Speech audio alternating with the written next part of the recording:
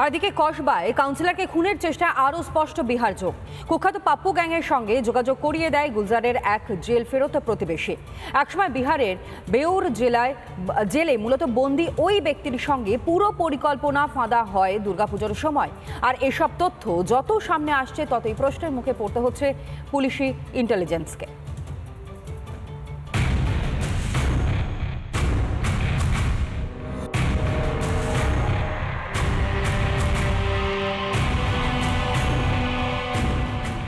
কসবার গুলিকাণ্ডে একের পর এক চাঞ্চল্যকর তথ্য উঠে আসছে।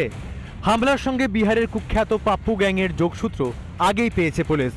এবার ষড়যন্ত্রের সময়কাল সম্বন্ধেও তথ্য এলো তদন্তকারীদের হাতে। রাজ্যের সবথেকে বড় উৎসব দুর্গাপুজোর সময় শহর কলকাতায় বসে এই কাউন্সিলরকে খুনের ছক কষা হয়েছিল, এমনটা অনুমান করছেন কলকাতা পুলিশের তদন্তকারীরা। কিভাবে পাপ্পু গ্যাংয়ের সংস্পর্শে এসেছিল কসবা কাণ্ডের মাস্টারমাইন্ড? তদন্তকারীরা জানতে পেরেছেন বিহারের জামুইতে গুলজারের পৈতৃক ভিটে। সেখানকার এক জেল ফেরত প্রতিবেশীর মারফত পাপ্পু গ্যাংয়ের সঙ্গে যোগাযোগ করে গুলজার।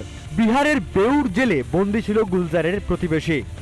আর এই গোটা পরিকল্পনায় ফাঁদা হয়েছিল কলকাতায় বসে। পাপ্পু চৌধুরী গ্যাং ছাড়া জেল ফেরত আসামি আরও একজনের নাম তদন্তকারীদের নজরে রয়েছে। এই ব্যক্তির সঙ্গেই গুলজার যোগাযোগ করেছিল। পাপ্পু চৌধুরীর গ্যাংয়ের থেকে এই ব্যক্তি শার্প শুটার এবং আগ্নেয়াস্ত্র জোগাড় করে দিয়েছিল গুলজারকে। গুলজারের এই সাগরেদের খোঁজেই এখন হন্যে হয়ে তল্লাশি চালাচ্ছে কলকাতা পুলিশ। চলছে ভিন রাজ্যে পাড়ি দেওয়ার প্রস্তুতিও। এই ব্যক্তি গ্রেপ্তার হলেই গোটা ব্লুপ্রিন্ট কিভাবে ছকা হয়েছিল এবং কিভাবে প্ল্যান করা হয়েছিল গোটা বিষয়টাই তদন্তকারীদের সামনে চলে আসবে। ইতিমধ্যেই কাউন্সিলরকে খুনের চেষ্টায় সামনে এসেছে গুলশান কলোনির নাম। প্রকাশ্যে এসেছে জমি মাফিয়ার বিস্তৃত নেটওয়ার্কও। এই সব কিছুকে কেন্দ্র করেই কাজ হাসিল করতে ভিন্ন রাজ্য থেকে দাগি অপরাধীদের কলকাতায় এনে তৈরি হয় হামলার ব্লুপ্রিন্ট। এসব তথ্য যতই সামনে আসছে ততই প্রশ্নের মুখে পড়তে হচ্ছে কলকাতা পুলিশের ইন্টেলিজেন্সকে। রিপাবলিক বাংলা। কসবা কাণ্ডের পর থেকেই গুলশান কলোনির নাম সামনে উঠে আসছে। আর এই গুলশান কলোনি নিয়েই বহু প্রশ্ন সাধারণ মানুষের মধ্যে, যেমন ভেড়ি বুঝিয়ে তৈরি বহুতল, আর সেসব নির্মাণে বসবাস শুরু বহিরাগতদের। কসবার গুলশান কলোনি ছত্রে ছত্রে অনাচার। বেআইনিভাবে মাছের ভেড়ি বুঝিয়ে বহিরাগতদের অবৈধ আস্তানার চোটে বিগত 10 বছরে রুজি রুটি হারিয়ে ফেলেছেন এখানকার আদি বাসিন্দারাই। পাশাপাশি সরকারি নথি বলছে 2005 সালের পৌরসভার নির্বাচনে 108-এর ভোটার ছিল 16,690 জন, কিন্তু 2015-তে ভোটার বেড়ে দাঁড়ায় 33,000-এরও বেশি। হ্যাঁ, ভেড়ি দেখেছি তো। ভেড়ি ছিল, বড় বড় ভেড়ি ছিল, তো সব ভরাট হয়ে ওই সব ঘর বাড়ি হয়েছে। এখন ওই সব ভেড়িভূত হয়ে গেছে, স্বামী নেই, ছেলেরাও সব কাজ কাম আর পায়নি, জন্মজুরি খেটে খায়।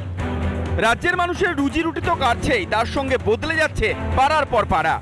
কসবার গুলশান কলোনি যেন মিনি বাংলাদেশ। আগেই আমরা দেখিয়েছিলাম কিভাবে অনুপ্রবেশকারীরা নিশ্চিত ঠিকানা হয়ে উঠেছে এই গুলশান কলোনি। এবার মাছের ভেড়ি বুঝিয়ে বেআইনি নির্মাণের সঙ্গেও বহিরাগত যোগের বিস্ফোরক তথ্য উঠে এলো রিপাবলিকের ক্যামেরায়। আমি যেখানে দাঁড়িয়ে রয়েছি আমার পেছনেই এই গুলশান কলোনির বাড়ি। 10-15 বছর আগে এখানে ভেড়ি এরিয়া ছিল। অনিয়ন্ত্রিতভাবে এইভাবে একটার পর একটা বাড়ি গজিয়ে উঠেছে, বেড়েছে জনসংখ্যা। যারা আসছেন তারা সব বহিরাগত। এটা যারা স্থায়ী বাসিন্দা তারা নিজেরাই বলছে ওগুলো তো সব ভেড়ি ছিল। হ্যাঁ, ভেড়ি দেখেছি তো। ভেড়ি ছিল, বড় বড় ভেড়ি ছিল, তো সব ভরাট হয়ে ওই সব ঘর বাড়ি হয়েছে। এটা 10-11 বছর হবে।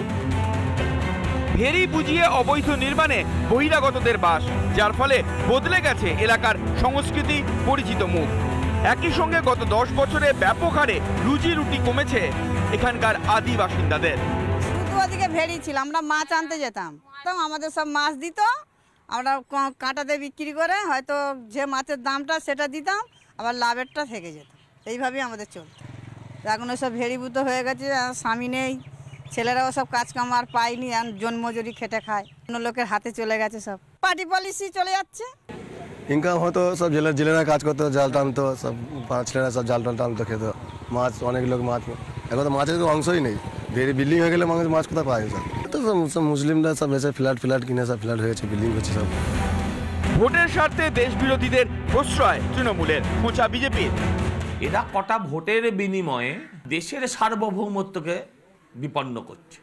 রাষ্ট্রের বিরুদ্ধে যারা, তাদেরকে এখানে আশ্রয় প্রশ্রয় দিচ্ছে। তো নির্বাচনে জিতছে, কিন্তু রাষ্ট্রের সর্বনাশ করছে।